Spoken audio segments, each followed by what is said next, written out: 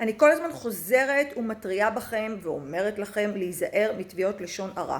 פסק דין שהתקבל אך השבוע קבע שיש תביעת לשון הרע כאשר שני אנשים דיברו ביניהם בהודעות וואטסאפ ולכלכו על צד ג', צד ג' קיבל את אותם הודעות, תבע וזכה.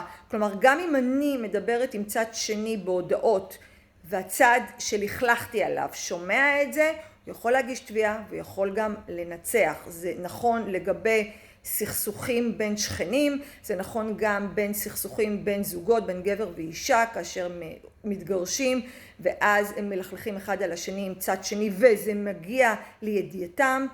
אפשר להגיש תביעות לשון הרע, אפשר להפסיד בתביעות מהסוג הזה, ולכן תשמרו על הפה שלכם, אין שום סיבה ללכלך על צד ג'. באמת, תהיו נקיים, זה טוב גם לכם, גם לבריאות הנפשית, ובטח לכיס שלכם אם יגישו נגדכם תביעות, כי אתם בהחלט תפסידו, וזה חבל.